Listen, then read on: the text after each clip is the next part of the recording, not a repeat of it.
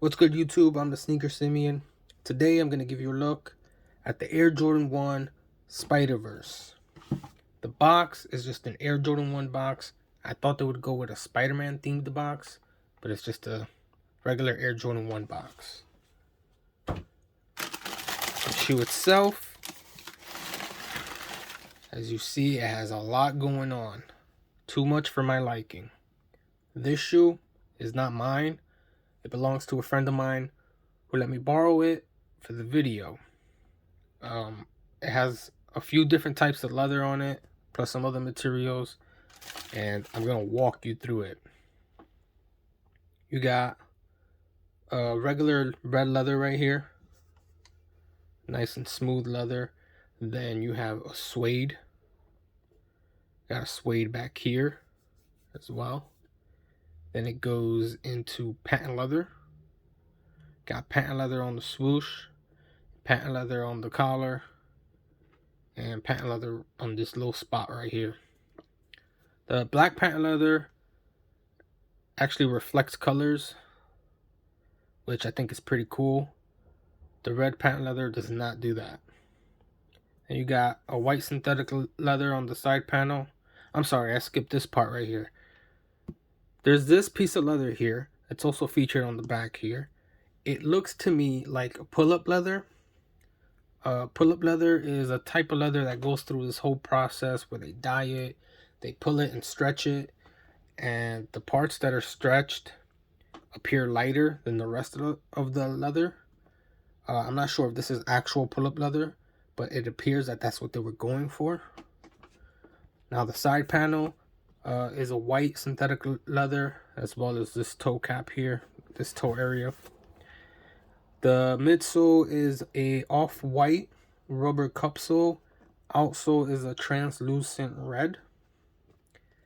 The tongue is a nylon, and it's very stiff and it's weird. I don't like it. And then this part here, I'm gonna go and get into real detail with this part. So these spots, I've noticed that a lot of people don't really know what these spots are. These spots are called Ben-Day dots. It's what they used to use in old comic books. Here's an example of that. You see here in Spider-Man's face, you can see all the Ben-Day dots. Ben-Day dots get their name from the creator of this style of printing. His name is Benjamin Henry Day. And he created this style where it's just a bunch of dots, different colored dots to create a color. Like here it's red and yellow dots, and that's what's creating the skin color. So that's what they went for here. These are Ben-Day dots. And then back here, I've seen people calling these circles 3D circles and different other names too. But these are actually also Ben-Day dots. It's just zoomed in. Now, I can't really zoom into this picture, but I don't know if you can tell. It's the red dots overlap yellow dots. I wish I could zoom in, but I can't. And that's what they went for here. It's just the red dots overlapping the yellow dots and some blue as well. And here, you can see it's like different layered colors on the Wings logo. That's also something they pulled from the comics. You can see that happening here. You see different layers of colors. See that there. You see the red overlapping the blue, creating this yellow color. But that's basically what they were going for here. So this whole area up here, it's comic book style, as well as this part here. And yeah, that's what they went for. That's what these dots are called, Ben-Day dots. Now, the outsole. The outsole does glow in the dark. Let me give you an example. First, we gotta charge it. I'm gonna use this flashlight to charge the outsole. Now, while I charge the outsole, I'm gonna learn you real quick on how glow in the dark works.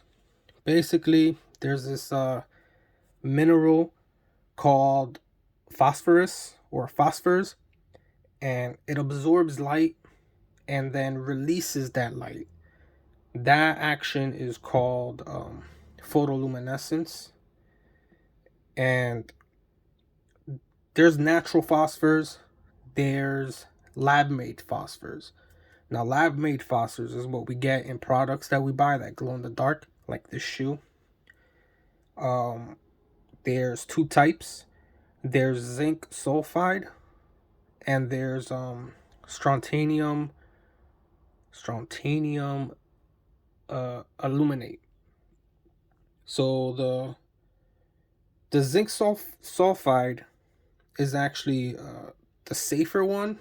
That's what they usually put in toys, and it's also cheaper to make. And then there's the strontium aluminate. That one is more expensive to make, but the glow actually lasts longer. I would guess that this shoe has zinc sulfide because it's Nike, and they probably went with the cheaper option. Now, don't get me wrong, I love Nike. They do put out some good quality stuff, but they also use a lot of cheap materials in their shoes. Not always, but occasionally they do put some cheap materials in their shoes. So I wouldn't put it past them that they used zinc sulfate since it's cheaper.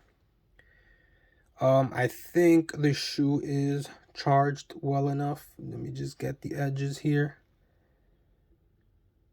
And let's give it a look. I'm going to turn off the lights now.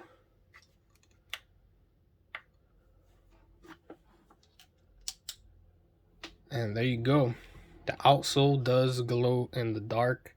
It's very bright. It's lighting up my hands. Oh, that's the thing about phosphors, that it always has like this light green hue to it. It'll always glow this color. They do kind of like tint it a little bit, but in this case, it's just the green glow. That's why the outsole is red, but it glows green because of the phosphors. A lot of people, they feel like this is the selling point of the shoe. I've seen a lot of people say, oh, now they want the shoe just because the outsole glows, and I think that's stupid. The shoe, again, I don't like it. I feel like there's too much going on. The glowing in the dark is pretty cool. I'm gonna give you my take, my interpretation of this shoe. So we already know Spideyverse.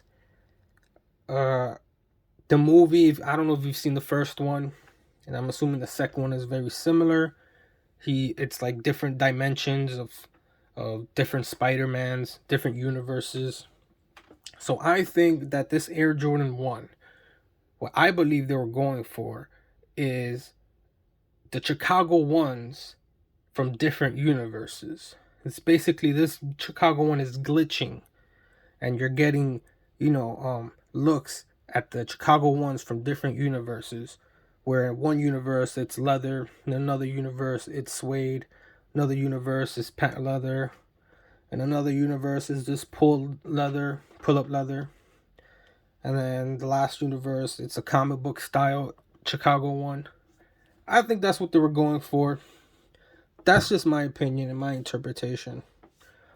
Real quick, another cool thing about the glow in the dark that I like. I used to have a glow in the dark Jason mask from Friday the 13th, and I used to take a flashlight and I used to draw on the mask with the flashlight. I'm gonna give you an example. I would draw different things on it, a smiley face. I would make the mask look like a clown, but I used to have fun with it. And it would have been cool if the shoe itself had the phosphors, and then maybe you could have just done this with the shoe. But since it's the bottom, I mean, the shoe at the bottom is not really going to glow because you're walking on it, and it's not really going to be exposed to much light. But let me give you an example of what Couldn't be done with glow in the dark. You see, I drew an S. So yeah, you can take a light to glow in the dark materials and you can actually draw stuff on them. And it's pretty cool. I remember there was the Dunks, the Nike Dunks. They did a glow in the dark Nike Dunks, and those didn't really glow unless you charged them. I mean, that's how it is with most glow in the dark things. You gotta charge them up. The phosphors have to absorb the light in order for it to actually glow. But yeah, that being said, I'm gonna end the video here. Like, comment, subscribe, and hit that notification bell. Peace.